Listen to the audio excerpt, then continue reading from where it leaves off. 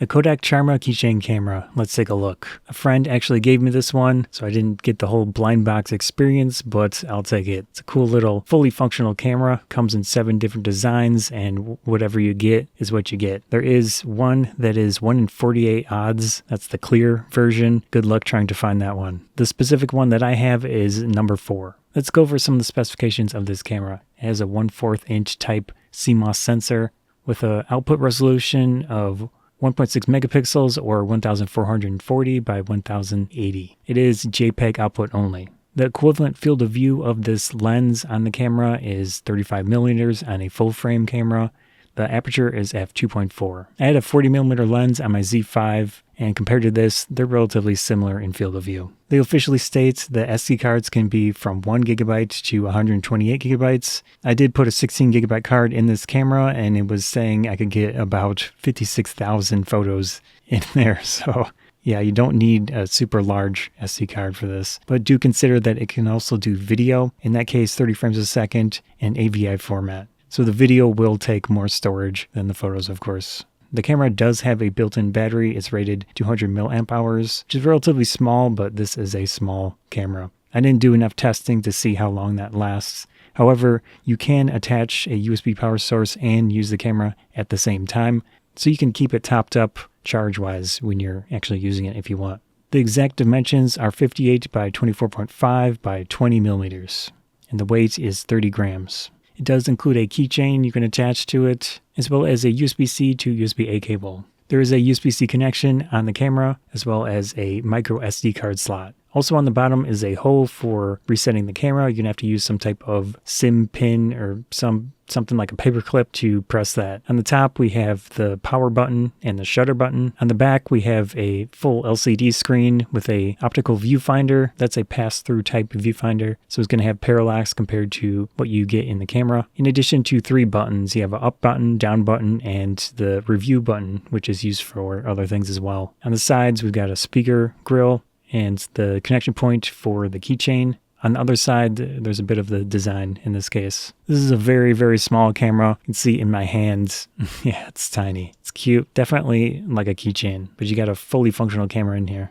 Let's go over some of the details I learned while using this camera. You can store 2 photos in the internal memory if you don't have a micro SD card. However, you won't be able to access those photos until you put a card in the camera. Because when you connect it to a computer, if you do not have a card in the camera, it's going to default to UVC Webcam mode. If you do have 2 photos in there and you want to save those, you're going to have to get a micro SD card, put it in the camera, and then attach it to a computer. At that point, you will be able to see 2 folders, one for the micro SD card and one for the 2 internal photos in the camera. And at that point, you can copy those. It's a little quirky, but I think the reason they did this is because the camera defaults to UVC webcam mode when it's attached to a computer or a phone when there is no card in the camera. That's actually a really cool feature. It's pretty simple in the main menu to see what you want to do. You've got photo, video, and settings. First off, with the settings, you can enable embedded date information in the photos and videos if you want that. And then you can set the actual date in the camera.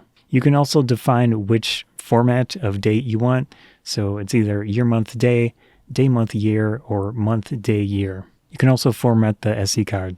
When you're in photo mode, you can simply take photos as you would like.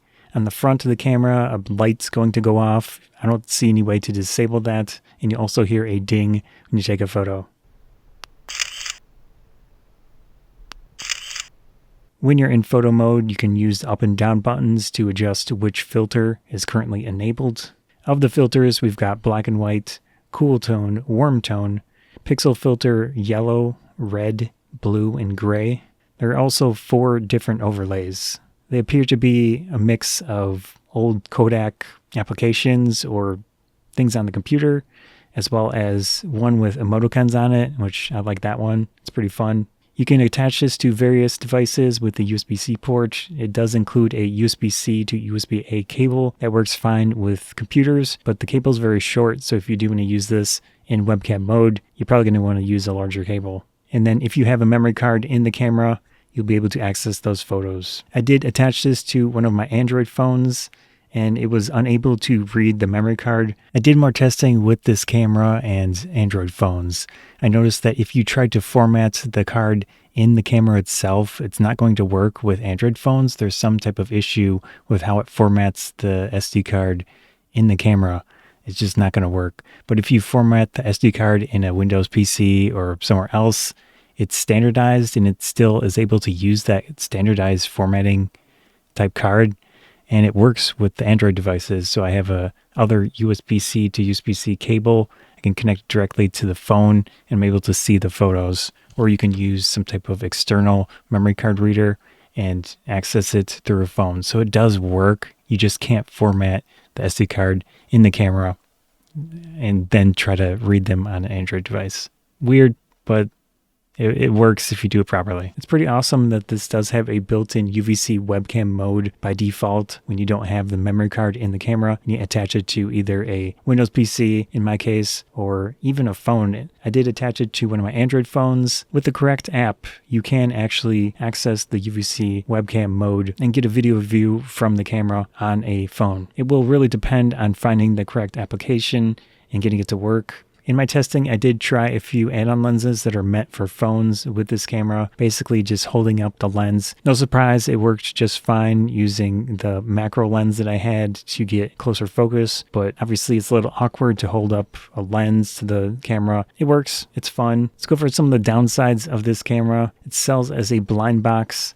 Obviously with the clear one, it's going to be very, very difficult to get that. Sadly, I'm fine with whatever design. I think this one's pretty cool, the number 4. Been looking through the camera. I don't see any way at all to adjust the exposure. That's the main disappointment for me with this camera, because it could be so much more if you could adjust the shutter speed and ISO with it. But sadly, that's not the case. The light goes off every time you take a photo with this camera. It's irritating. I understand why they do it, because they want to basically show people around that you're taking a photo. It's a tiny little camera, you know, it could be kind of sus, but it's going to make a noise. It's going to flash when you take a photo.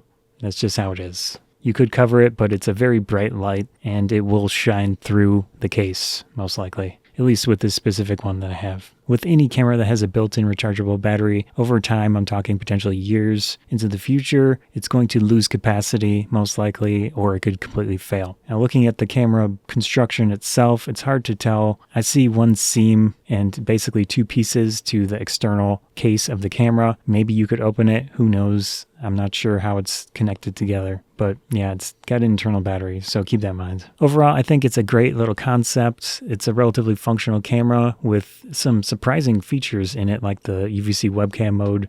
But sadly, the main issue that I have with it is being unable to control any sort of exposure with the camera. So no EV compensation, no shutter speed control, no ISO control. But besides that quirk, I think it's a fun little camera. It's really cool, really convenient. I like the designs. I'm not a big fan of the blind box aspects, because I personally would have liked one of the clear ones. But even so, it's a really cool, surprisingly functional camera. So that was a look at the Kodak Charmera camera. Hope you enjoyed the video. Scott of Bonsai. Thanks.